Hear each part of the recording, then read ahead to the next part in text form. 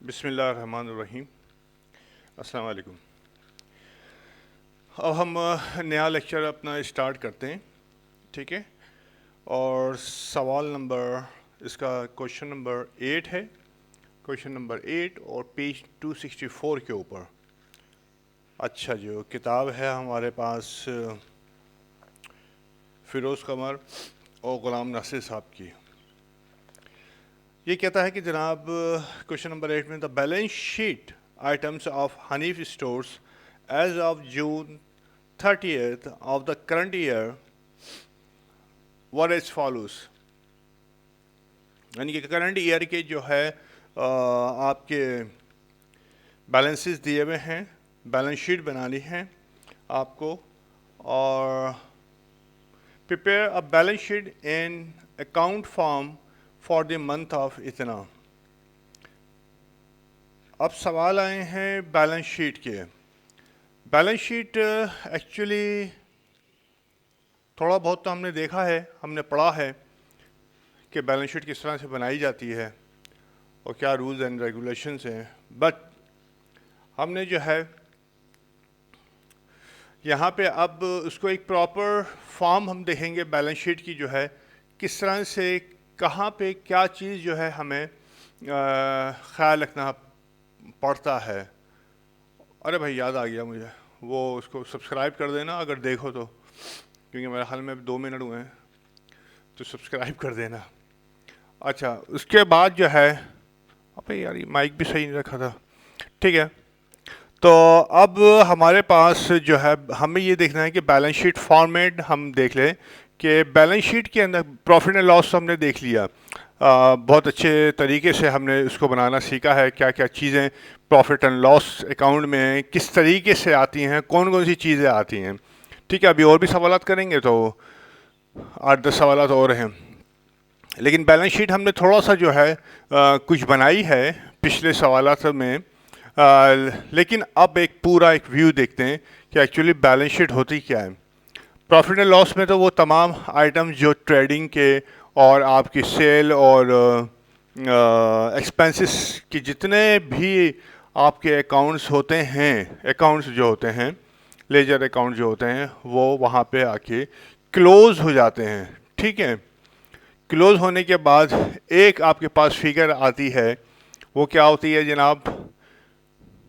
Income summary account की एक figure आती है, या expense and revenue summary account की एक फिगर आती है, या प्रॉफिट एंड लॉस अप्रोप्रिएशन की एक फिगर आती है। मतलब कोई सा भी नाम ले लें, तमाम रेवेन्यूज़ और तमाम एक्सपेंसेस को जब आप एक अकाउंट में क्लोज कर देते हैं तो सिर्फ एक फिगर होती है, या तो प्रॉफिट होता है या लॉस होता है।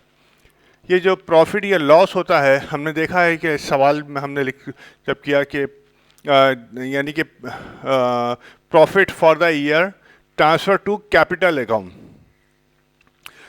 सही है। तो जो प्रॉफिट होता है वो कैपिटल अकाउंट में ट्रांसफ़र हो जाता है। ये कैपिटल अकाउंट जो है कभी क्लोज नहीं होता, ये उसी वक्त क्लोज होगा जब आपका ओनर डिसाइड करता है कि मैं अब अपने बिजनेस को वाइंड अप करता हूँ, ठीक है। जब वाइंड अप करेगा, बंद कर देगा, तो फिर वो कैपिटल अकाउंट भी ख़त्म हो जाएगा। लेकिन बहुत सारे अकाउंट्स ऐसे होते हैं कि जो कि क्लोज नहीं होते हैं, सही है। सेल्स और एक्सपेंसेस के अलावा भी बहुत सारे अकाउंट होते हैं जो कि क्लोज नहीं होते, और वो मुसलसल चलते रहते हैं, यानी कि जब तक आपकी कंपनी जो है वाइंड अप नहीं होती है। वो कौन से अकाउंट होते हैं? उनमें कमी बेशी जो है ना, हर यानी कि होती रहती है, कभी वो बढ़ जाते हैं, कभी वो कम हो जाते हैं। लेकिन वो कौन से अकाउंट होते हैं? वो होते हैं आपके एसेट्स अकाउंट, असासाजात जिसे कहते हैं।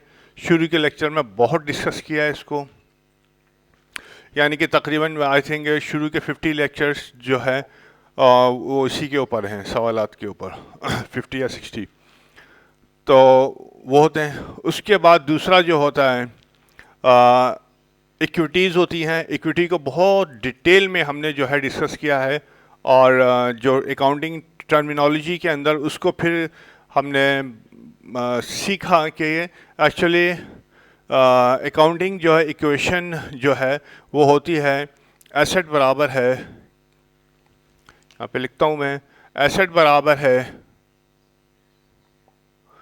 क्या, इक्विटी। ठीक है, और फिर इक्विटी के दो हिस्से हमने कर दिए, एसेट बराबर है लायबिलिटीज प्लस कैपिटल। ये तो असासे हो गए आपके, ठीक है, और ये हो गए हिस्से, यानी कि इन असासों में किसका कितना हिस्सा है। अब ये किसका कौन है, वो कौन है किसका, तो लायबिलिटी ये आउटसाइडर होगी और कैपिटल ये इनसाइडर, यानी कि आउटसाइडर की इन्वेस्टमेंट हो गई और इनसाइडर की इन्वेस्टमेंट हो गई। ठीक है, आउटसाइडर की इन्वेस्टमेंट को हमेशा आपको पे करना ही होता है, यानी कि हर गुजरते दिन में आपकी लायबिलिटी को पे ऑफ करना होता है। ठीक है, तो इसको अलग करते हैं। और कैपिटल जो है ये ओनर होता है, ओनर जो है आपकी जो इन्वेस्टमेंट करता है उसको हम कैपिटल का नाम हमने दिया हुआ है, इनसाइडर इन्वेस्टमेंट है। और ये उसी वक्त इसको पे ऑफ नहीं करते, ये उसी वक्त पे ऑफ होगी, ख़त्म होगी जब ओनर डिसाइड करेगा कि वाइंड अप करना है। तो ये तीन जो है आखिर के अंदर एसेट, लायबिलिटी एंड कैपिटल, या एसेट और इक्विटीज, ये अकाउंट सिर्फ बच जाते हैं, जो कि साल के आखिरी दिन में इन अकाउंट्स की पोजीशन जो है last date of financial year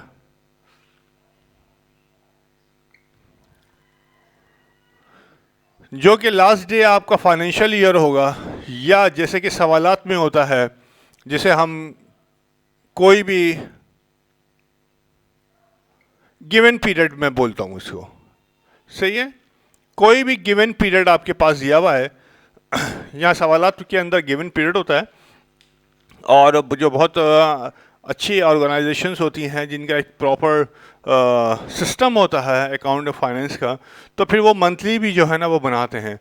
असल में उनके क्योंकि अकाउंटिंग सॉफ्टवेयर होते हैं इतनी प्रॉब्लम नहीं होती है, तो वो चीज़ जो है फाइनेंशियल, ये तो बहुत ज़रूरी है। ये तो आपका आप गिवन पीरियड की यानी मंथली, क्वार्टरली, सेमी एनुअली, ये आप बनाएं ना बनाएं, लेकिन साल के आखिर की जो आखिरी दिन होगा उसका जो है आपने फाइनेंशियल ईयर का जो होगा उसमें जो पोजीशन होगी एसेट्स की, लायबिलिटीज़ की और कैपिटल की, पोजीशन से मुराद ये है कि कौन कौन से ज़ाहिर है में भी लास्ट ईयर था 2022, 31 दिसंबर 2022 को, ठीक है, पोजीशन कुछ और हो, और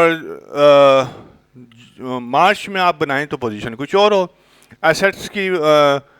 ठीक है, जाहिर है आपने किसी से लेना देना था तो वो तो चेंजेस हो रही हैं ना। तो 31 दिसंबर की क्या पोजीशन थी, पोजीशन मीन्स बैलेंस,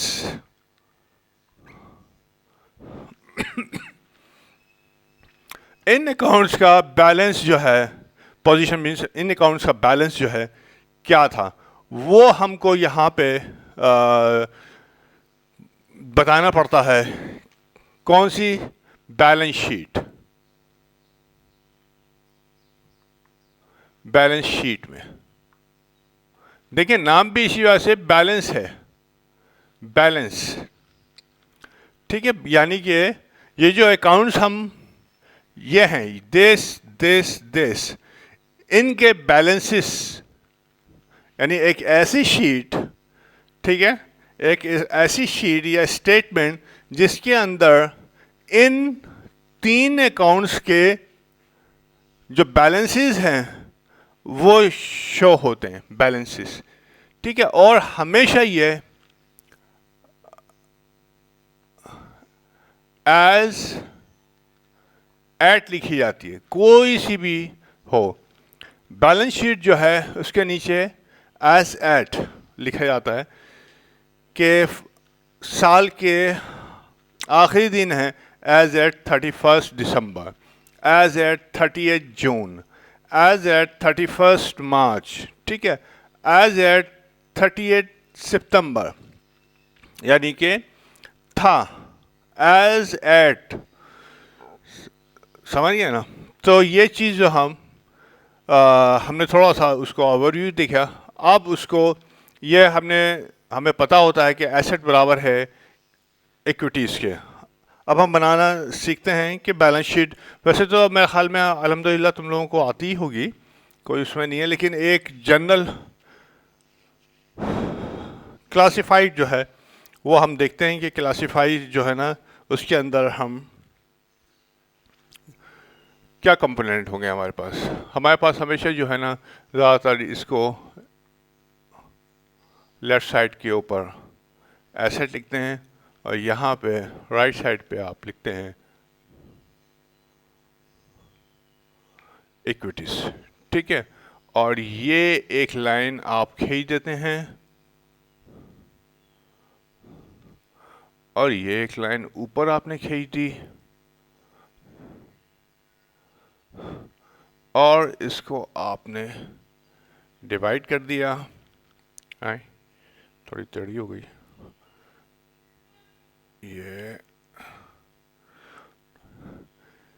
ये 2 कॉलम एक्चुअली इसके बना लेते हैं हम लोग, ठीक है। ये वो कॉलम होता है जिसमें कोई प्लस माइनस नहीं होता, सिर्फ एक फिगर आ जाती है। और एक कॉलम ये होता है जिसमें अगर किसी फिगर में प्लस माइनस हो रहा होता है तो यहाँ लिखा जाता है टोटल।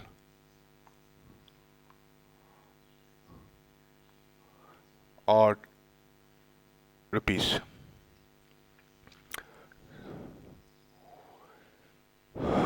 इक्विटीज को मैं इधर लिखूं, कॉलम भी बनाने असल में ना,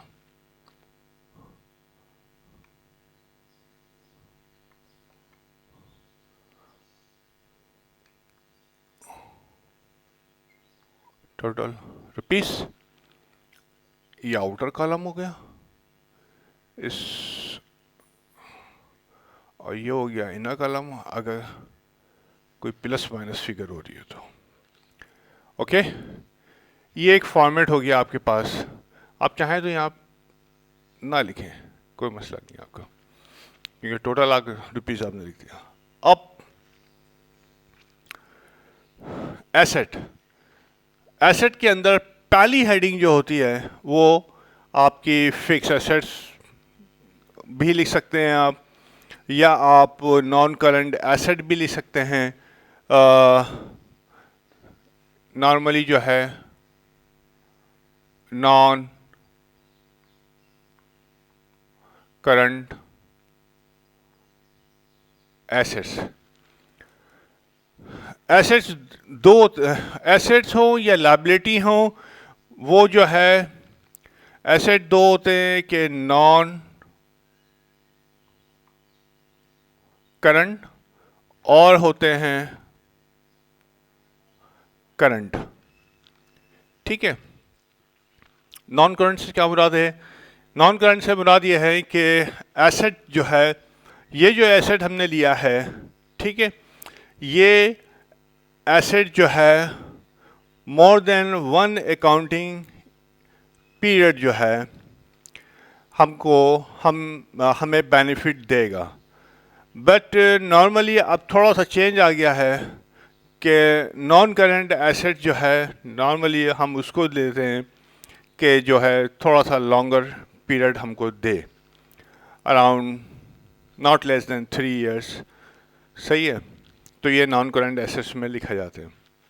करंट एसेट्स वो होते हैं जिनकी वैल्यू चेंज होती रहती है, डेली की बुनियाद पे जिनकी वैल्यू चेंज होती है, या with in one accounting year जो है उनकी वैल्यू चेंज हो जाएगी। नेक्स्ट, वन अकाउंटिंग ईयर को जब मैं बात कर रहा हूँ तो करंट अकाउंटिंग ईयर की बात नहीं कर रहा, नेक्स्ट अकाउंटिंग ईयर जो है ना वो चेंज हो जाएगी। तो इसको हम करंट, और इस करंट के इसको फिक्स एसेट्स भी कहते हैं,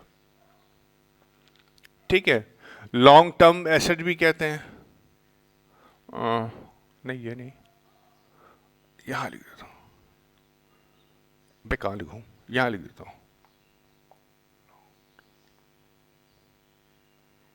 लॉन्ग टर्म एसेट्स भी कहते हैं। नॉर्मली मुख्तलिफ, अगर आपको ये आ जाएगा कि ये लॉन्ग टर्म एसेट तो उसका मतलब यही होता है नॉन करंट एसेट, या फिक्स एसेट आ जाए तो उसका मतलब यही होता है नॉन करंट एसेट्स, और करंट तो करंट ही होते हैं, करंट लगता है तो टिंग, सही है। अच्छा जी, नॉन करंट एसेट ये क्या होते हैं? अब बहुत सारे जो है इसमें होते हैं। नॉर्मली जो है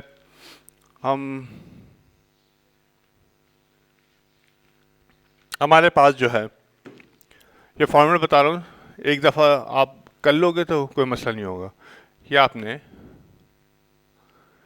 सबसे पहले लॉन्ग करंट एसेट्स के अंदर लैंड होती है, और लैंड के बाद लैंड पे बिल्डिंग होती है, बिल्डिंग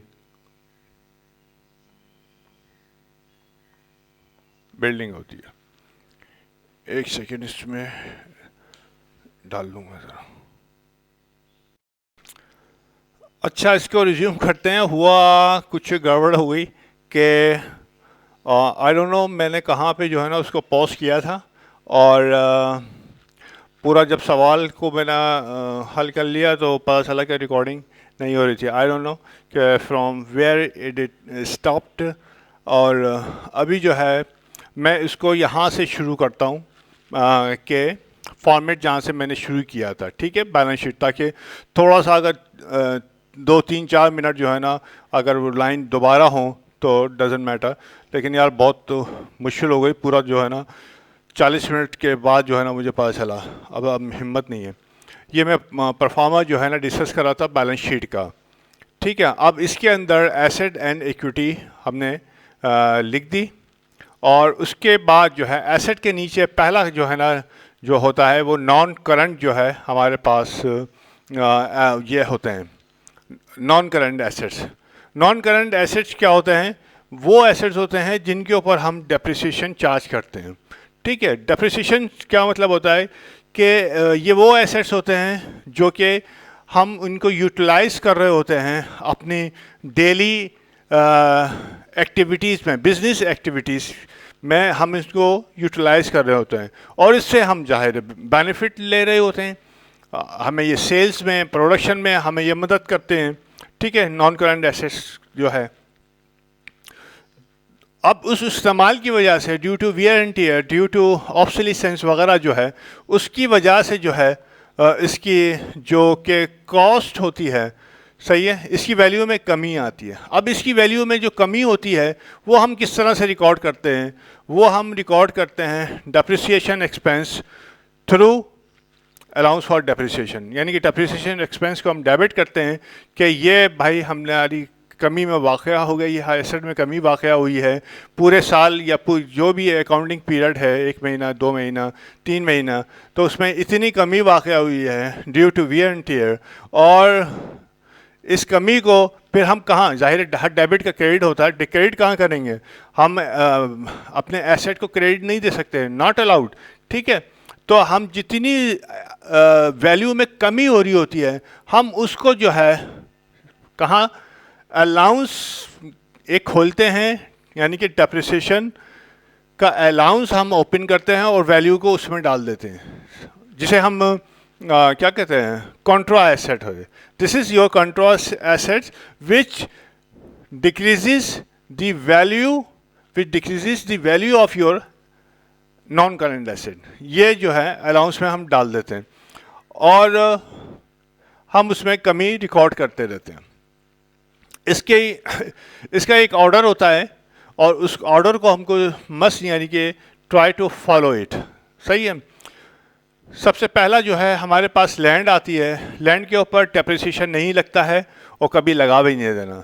सही है, हो सकता है कि ये लाइन मैं दोबारा रिपीट कर रहा हूँ, लेकिन सवाल में हो सकता है कि वही क्या है कि 10% depreciation on all asset, fix assets, और आपने जो है ना खुशी खुशी लैंड पे भी डेप्रिसिएशन लगा दिया, वो ज़ीरो मार्क्स दे देगा, क्योंकि ये कॉन्सेप्चुअल मिस्टेक है कि आपने जो है ना या लैंड पे तो लगता ही नहीं और आपने लैंड पे भी लगा दिया, यानी कि आपको कॉन्सेप्ट का नहीं पता अकाउंटिंग। सही है, हाँ ये हो, यस लैंड की वैल्यू हमेशा अप्रिशिएट होती है, लेकिन सर्टन ऐसी चीज़ें होती हैं जिनकी वजह से लैंड की वैल्यू डिक्रीज़ हो जाती है, और ये चीज़ जो है मैं टर्मिनोलॉजी में काफ़ी डिस्कस कर चुका हूँ।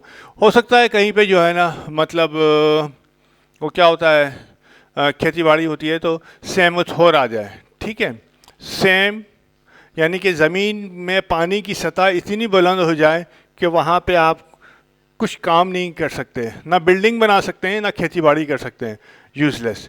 और उसके बाद जब वो पानी सूखता है, राइट, जब वो पानी सूखता है तो पानी का नमक ऊपर आ जाता है और ऊपर जो है ना एक तह जम जाती है नमक की, तो वहाँ पे भी कुछ नहीं हो सकता जब तक कि नॉर्मली जो है, मुझे याद नहीं है, बहुत पुरानी बात हो गई है, 92, 91, 92 की, तो उन्होंने जो है 6 फीट जो है खुदाई की थी। अरे भाई बहुत बड़ी लंबी चौड़ी ज़मीन थी उन साहब की, नाम नहीं ले रहा, तो उसके बावजूद भी उनको जो है ना कहा था कि भाई 4 फीट तकरीबन, यानी कि 10 फीट खेती बाड़ी में इसको खुदाई करना बहुत हेल ऑफ अ जॉब होता है। लेकिन बहरहाल उन्होंने की, वो मिट्टी डलवाई, तो वहाँ पे जाके वो लैंड की वैल्यू जो है ना डिक्रीज हो जाती है। यह हो सकता है कहीं पे ऐसा जल्जला आया कि वहाँ पे अब कुछ हो ही नहीं सकता, फ्लड आ गया, अब वहाँ पे कुछ नहीं हो सकता, तो वहाँ पे लैंड की वैल्यू ज़ीरो हो जाती है। और भी कई चीज़ें होंगी, तो ठीक है, कोई नेचुरल डिज़ास्टर अगर नहीं हुआ है तो लैंड की वैल्यू हमेशा अप्रिशिएट होती है, डिक्रीज नहीं होती। बिल्डिंग, अब लैंड के ऊपर ही बिल्डिंग आपने बनाई तो बिल्डिंग की वैल्यू हमेशा डिप्रिशिएट होती है, हर साल या हर महीने उसकी वैल्यू डिप्रिशिएट होती है। जिस तरह से आप देखते हैं कि यार आज मैंने मकान लिया था 25 लाख का था और 5 साल के बाद वो मकान जो है 25 की जगह 50 लाख का हो गया, तो एक्चुअली जो बिल्डिंग है उसकी वैल्यू अप्रिशिएट नहीं हुई है, थोड़ी बहुत अप्रिशिएट होती है।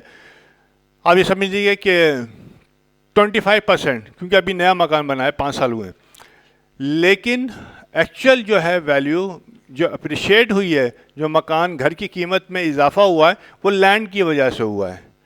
और आफ्टर 10 ईयर्स या 15 ईयर्स, चलिए आफ्टर 15 ईयर्स आपके मकान की जो वैल्यू होगी जो वो बहुत तेज़ी से नीचे आनी शुरू हो जाएगी, ठीक है।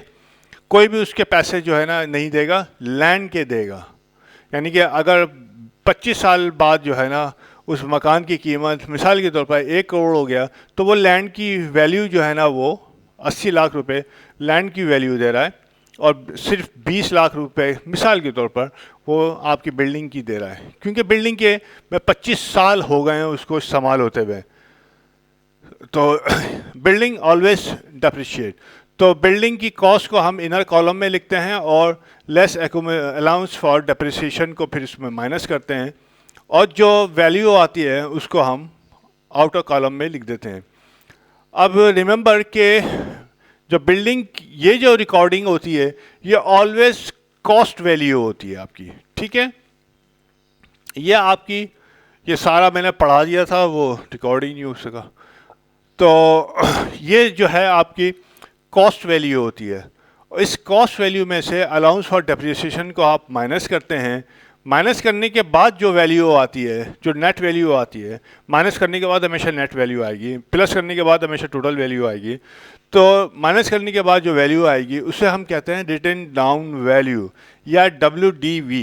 सही है, अगर सवाल के अंदर WDV दी हुई है तो इसका मतलब है कि इसमें से ये it is not the cost, it is the cost minus depreciation, allowance for depreciation, ठीक है, cost minus allowance for depreciation, फिर आइए रिटन डाउन वैल्यू। और आपने जो है यहाँ पे ये जितनी फिगर आउटर कॉलम में आएंगी माइनस होने के बाद वो WDV आएंगी। उसके नीचे जो है प्लांट एंड मशीनरी जो होती है, बिल्डिंग के नीचे प्लांट एंड मशीनरी हमेशा आती है, और उसमें से भी जाहिर है अलाउंस फॉर डेप्रिसिएशन आप माइनस कर देते हैं, और नेट वैल्यू जो होती है WDV वो आपने नीचे लिख दिया आउटर कॉलम में। फिर उसके बाद आता है इक्विपमेंट। इक्विपमेंट कहीं बहुत सारे होते हैं, सेल्स डिपार्टमेंट का इक्विपमेंट, फैक्ट्री का इक्विपमेंट, मार्केटिंग डिपार्टमेंट का इक्विपमेंट, एडमिन डिपार्टमेंट का इक्विपमेंट। सही है ना, बहुत बड़ी ऑर्गेनाइजेशन है। तो मैंने सिर्फ यहाँ पे इक्विपमेंट लिखा है। आप सवालात में जो है ना सेल्स डिपार्टमेंट या मार्केटिंग डिपार्टमेंट या फलां डिपार्टमेंट या एडमिन डिपार्टमेंट उसको जो है ना इस तरह से कर रहे होते हैं, तो इसका मतलब यही होता है कि इक्विपमेंट। तो इक्विपमेंट की कॉस्ट में से अलाउंस फॉर डेप्रिसिएशन माइनस कर दिया तो WDV आ गई आउटर कॉलम में। फिर देखिए इक्विपमेंट के अंदर प्रिंटर भी आते हैं, सही है, जो आपके ख़रीदते हैं। अच्छा, और कंप्यूटर्स जो है ये कॉस्ट आ गई और लेस डेप्रिसिएशन आपने कर दिया, या आप WDV आ गई कंप्यूटर्स की। असल में आपने देखा होगा कि कंप्यूटर तो बहुत तेज़ी से जो है ना डेप्रिशिएट होते हैं। एक ज़माने में जो है ना हम we are not allowed in Pakistan के अंदर, बता रहा हूँ, हमको ये अलाउ नहीं था कि आप जो है ना इसको भी जो है ना ये बोलते थे कि जो है ना you can not depreciate the value of computer, यानी कि 10% से ज़्यादा आप डेप्रिशिएट नहीं कर सकते। लेकिन ये मैं कोई 25 साल पुरानी बात कर रहा हूँ। लेकिन फिर इतनी तेज़ी से कंप्यूटर जो है ना डिक्रीज़ होना शुरू हो गया वैल्यू, कि जो है ना आज आपने लिया और अगले साल कोई नई टेक्नोलॉजी आ गई। सही है। तो अब लोगों ने जो है ना कहा भाई गवर्नमेंट को, FBR को लिखा कि भाई क्या मसला है, हमें एक कंप्यूटर जो है ना वो 10 साल में डेप्रिशिएट अगर ये होगा तो ये हमने 25 लाख मिसाल के तौर पर हमने ये खर्च किया है। सही है। इसकी वैल्यू तो ज़्यादा से ज़्यादा 3 साल के बाद जो है ना अगर हम बेचने जा रहे हैं तो 25 लाख की जो है ना हमको तो 2-2.5 लाख रुपया मिल रहा है। तो इसको काइंडली जो है ना इसको कंसिडर कीजिए। तो अब जो है मेरे ख्याल में 30 या 33% जो है ना आप 3 साल के अंदर अंदर उसको आप डेप्रिशिएट कर सकते हैं। सिर्फ ओनली कंप्यूटर्स आर अलाउड। अच्छा जी, अब जो है ये मैं FBR की कहानी में घुस गया था, ये गलती से अकाउंटिंग की से जो है ना उधर चला गया था। अच्छा, फर्नीचर एंड फिक्सचर, जाहिर है आप ख़रीदते हैं, उस पर बैठते हैं, उसको इस्तेमाल करते हैं। फिक्सचर वो होते हैं जो आपकी दीवारों पे और पंखे लगे होते हैं, ट्यूबलाइट लगी होती हैं, AC लगे होते हैं, ठीक है। तो ये वो फर्नीचर एंड फिक्सचर होते हैं, उस पर भी डेप्रिसिएशन लगेगा माइनस करने के बाद WDV। फिर व्हीकल्स होती हैं, व्हीकल्स को आप ऑटोमोबाइल भी जो है ना आप लिखा हुआ आएगा कहीं, तो उसका मतलब वही व्हीकल होता है। वो आप जो भी कॉस्ट आई वो आप उसमें से डेप्रिसिएशन माइनस किया और नेट WDV आ गई।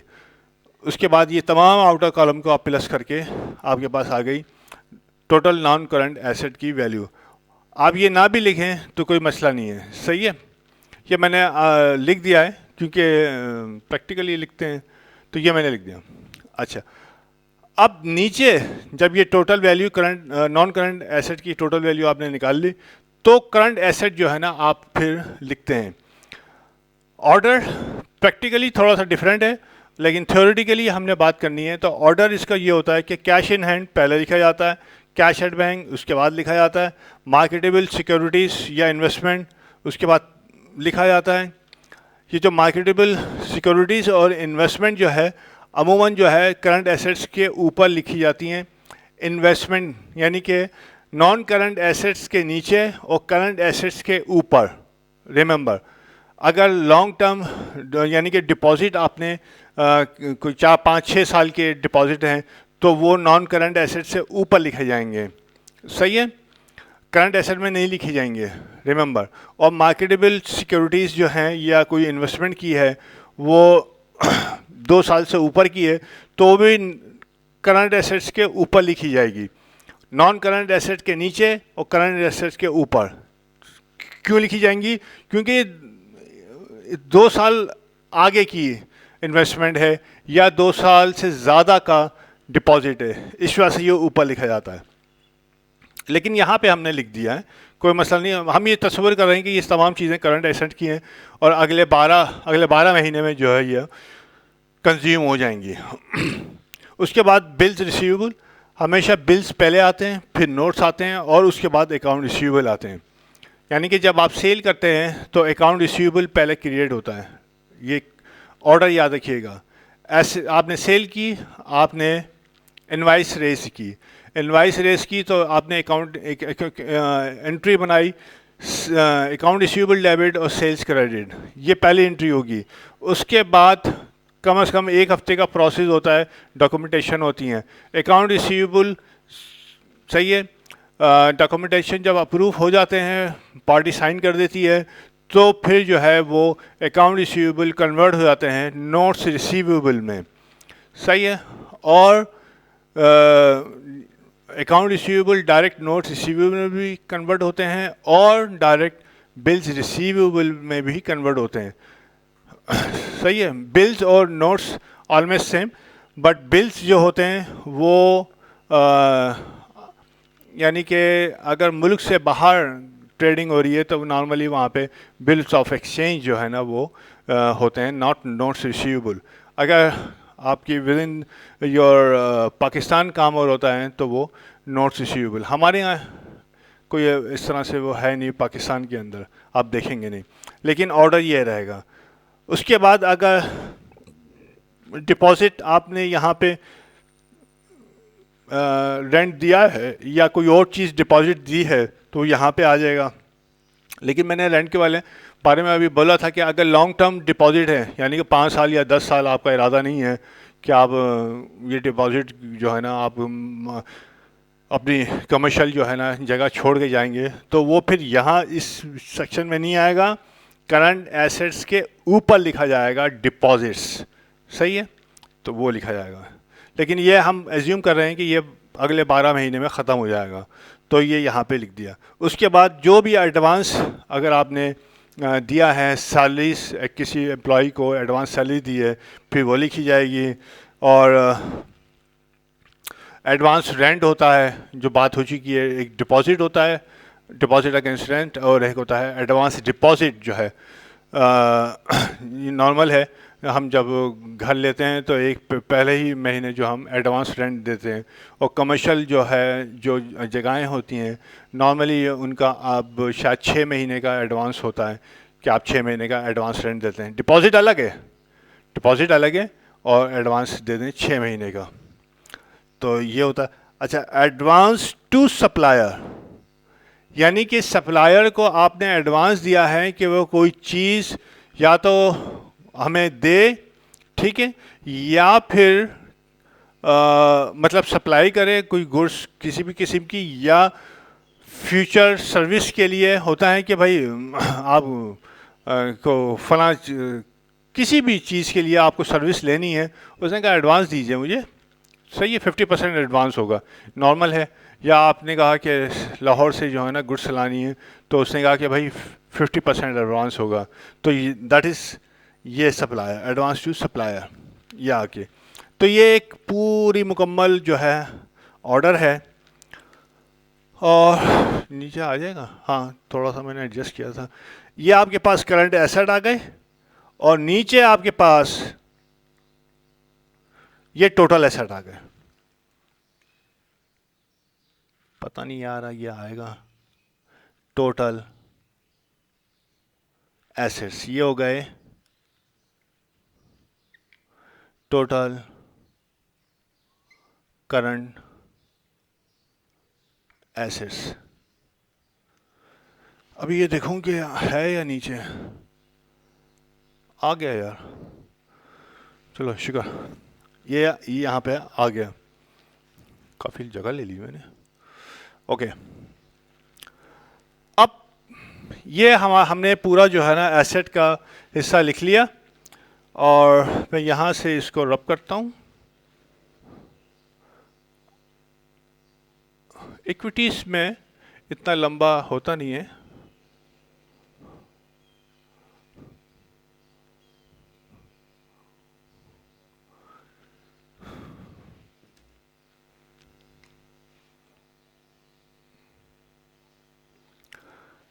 अब इक्विटी है, यहाँ पे मैंने लिखा लायबिलिटीज।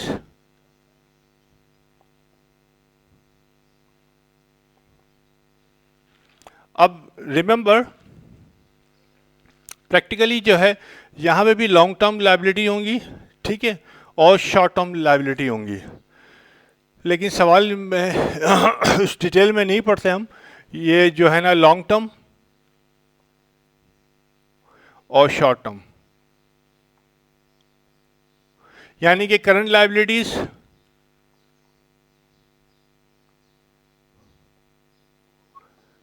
और ये शॉर्ट टर्म को कहते हैं करंट लायबिलिटीज, और ये लॉन्ग टर्म लायबिलिटीज होती हैं। यानी कि 5 साल अगले 12 महीने में इनको पे नहीं करना है तो वो लॉन्ग टर्म में हो जाएंगी, और अगर अगले 12 महीने में अगर आपको पे करना है तो वो शॉर्ट टर्म लायबिलिटी हो जाएंगी। तो इसकी इस डिटेल में हम नहीं जा रहे क्योंकि इतनी जो है सवालात में रिक्वायरमेंट नहीं होती है, लेकिन पता होना चाहिए, इस वजह से जो है मैंने ये लिखा। इसके जो ऑर्डर है,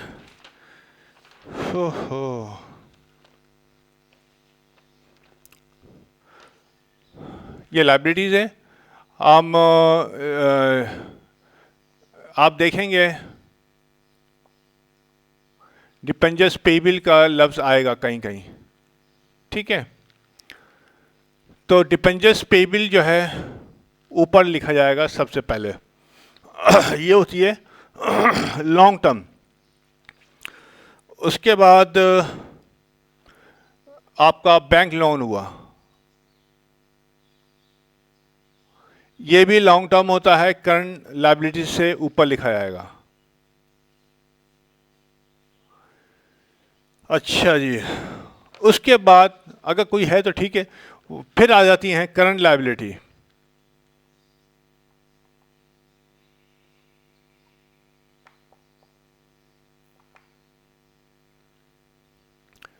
ये आती हैं current liabilities.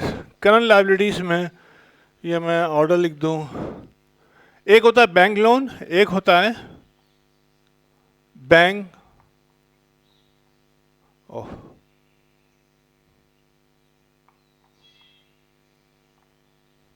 Bank overdraft. Bank जिसे ओडी भी कहते हैं। ओडी होती है कि मतलब वो डे टू डे खर्च करने के लिए बैंक आपको एक फैसिलिटी दे देता है कि ओवर ड्रॉन फैसिलिटी, कि आपके बैंक में पैसा नहीं है लेकिन आप जो है ना 5 लाख तक की जो है ना ओवर ड्रॉन कर सकते हैं। यानी कि पैसा नहीं है लेकिन आप ओवर ड्रॉन निकाल सकते हैं इतने तक की अमाउंट, ये ओवर ड्रॉन होती है। ये जो है ना डेली बेसिस के ऊपर आपका चेंज होता रहता है, सही है। ये वेरी शॉर्ट टर्म जो है ना लोन होता है। ये लॉन्ग टर्म लोन होगा। ये आपने यहाँ पे लिख दिया। उसके बाद फिर आपके पास होगा बिल्स रिसीवेबल, पेएबल। इसका वही होता है नोट्स पेएबल। और उसके बाद ये होता है अकाउंट्स पेएबल, ठीक है। ये 3 आपके पास ये हो गए। अच्छा जी, फिर आपके पास मैं ऑर्डर भी इस वजह से मैं लिख रहा हूँ, एडवांस फ्रॉम कस्टमर। ये बहुत इंपॉर्टेंट चीज़ है, ये इस बारे में डिस्कस कर चुके हैं हम अपने प्रीवियस लेक्चर्स में। कस्टमर ये आएगा। उसके बाद क्या होता है भाई, यस, उसके बाद जो है आपका कोई भी यानी कि एक्सपेंस पेएबल, यानी एनी एक्सपेंस पेएबल। मैंने एनी एक्सपेंस लिखा है, इसका मतलब है सैलरी भी हो सकता है, ब्रैकेट में लिख देता हूं मैं, सैलरी भी हो सकता है, रेंट भी हो सकता है, इलेक्ट्रिसिटी भी हो सकता है, हैं, इलेक्ट्रिक एक्सपेंस भी हो सकता है, और पहले टेलीफोन भी हो सकता है, ठीक है, और एक्सेट्रा, कोई भी एक्सपेंस ये यहाँ पे आ गया। और उसके बाद अनअर्न इनकम,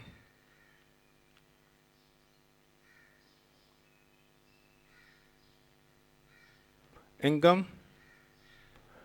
ये एडजस्टमेंट में बहुत डिटेल में हमने पढ़ाया अनअर्न इनकम, वो लेक्चर देख लीजिएगा।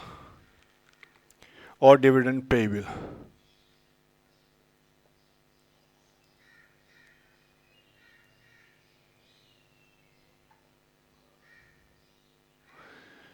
डिविडेंड पेएबल को मैं ज़्यादा उसको एलिब्रेट नहीं कर रहा, बस ये है कि प्रॉफिट के अंदर हिस्सा किसका, ओनर्स का, ठीक है। यानी कि इस साल प्रॉफिट हुआ, यानी कि 2022 में प्रॉफिट हुआ, उस प्रॉफिट में किस किस का कितना हिस्सा है। ओनरशिप के अंदर प्रोप्राइटरशिप जो होती है वो तो जो है आपका कोई मसला ही नहीं है, वो तो एक ही पार्टनर है। लेकिन अगर पार्टनरशिप है या कोई और पीवीटी लिमिटेड है तो उसके अंदर प्रॉफिट के अंदर हम बताते हैं कि भाई इतना जो है मालिकों को हिस्सा दिया जाएगा और बाकी प्रॉफिट नहीं दिया जाएगा, ठीक है जी। ये आपके पास आ गया। अब ये टोटल लायबिलिटी आपके पास, ये आपके पास आ गई टोटल लायबिलिटी।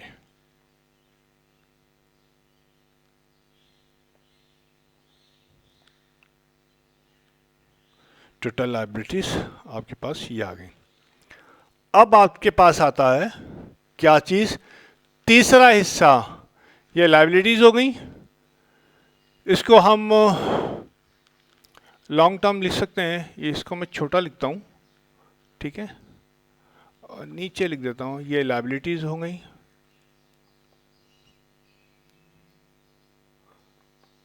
ये टोटल, ये मेन हेडिंग है, इसके नीचे जो है लॉन्ग टर्म लायबिलिटी, ठीक है, ये इस तरह से। अब यहाँ पे ये टोटल लायबिलिटी आ गई सारी की सारी आपने। अब इसमें जो है अब नीचे आता है ओनर्स इक्विटी कहलाता है, या ओनर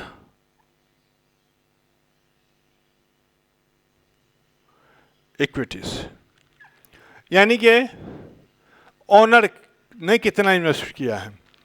तो ये सबसे पहले आता है इसका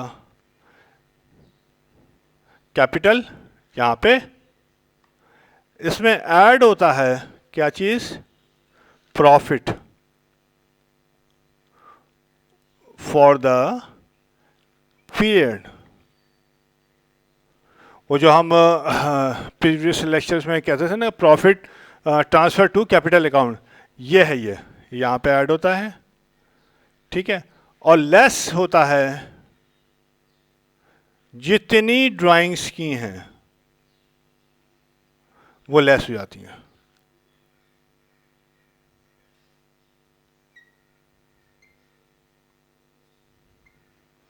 ओके। ये होने के बाद ये नेट कैपिटल आपके पास, ये आ गई फिगर। ये फिगर आने के बाद अब आपने जो है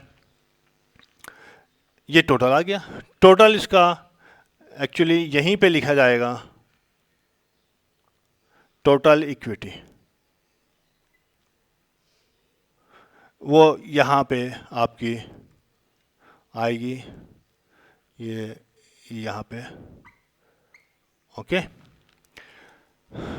टोटल लायबिलिटी के अंदर इक्विटी आपने ऐड कर दी और ये आपके पास इस तरह से या ये नज़र आ रहा है। तो ये एक पूरा जो है बैलेंस शीट का जो है आपके पास परफॉर्मा ये आ गया है, सही है। और इसकी बेस के ऊपर हम जो है ये इस वजह से हमने बताया कि अच्छा, ये चीज़ अभी हम देखते थे ना कि ड्राइंग, तो आपने देखा होगा कि परचेजेस, हम परचेजेस को क्रेडिट कर देते हैं, रिमेंबर वहाँ पे क्रेडिट कर रहे हैं ना, परचेजेस को हम कम कर रहे हैं। क्यों कम कर रहे हैं? कि यहाँ से निकालनी है।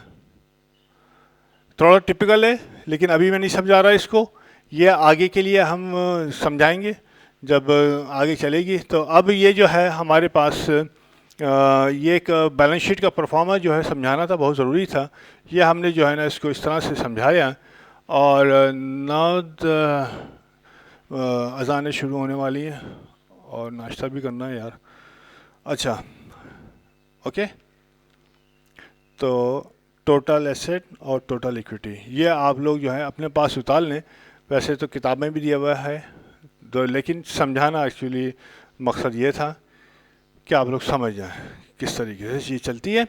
ओके, तो बैलेंस शीट जो है आपने जो है बनानी उसका सीखी है अल्हम्दुलिल्लाह। अब नेक्स्ट जो दो सवाल हैं, असल में वो मैं पहले करा देता तो इस डिटेल में मैं समझा नहीं सकता था, बार बार मुझे जो है ना पीछे आना पड़ता। तो अब यह है कि वो सवाल जो है हम नेक्स्ट लेक्चर में वो सवाल करेंगे और बैलेंस शीट बनाएंगे और फिर अपने सिलसिले को आगे बढ़ाएंगे। अंटिल देन यार वो कर देना सब्सक्राइब जो है, और अपने फ्रेंड्स को बता दो कि भाई मुफ्ते की चीज़ें यार पढ़ लो, ठीक है। किताबें ख़रीदनी है ना, मेरे ख्याल में 150-200 रुपये की किताब है, नेट पे तलाश कर लो, हो सकता है कोई पीडीएफ इसका बना हुआ है, मुझे आई डोंट नो। लेकिन 150-200 खर्च करने में क्या है, क्योंकि जिस ऑथर ने मेहनत की है, किताब लिखी है, एक्चुअली उनको भी तो जो है ना मिले, कि जिन्होंने प्रिंट किया है उनको भी तो कुछ जो है ना रिटर्न मिलना चाहिए। सही है, चलिए, ओके, अल्लाह हाफिज़। अल्लाह आपका हामी और नासिर हो।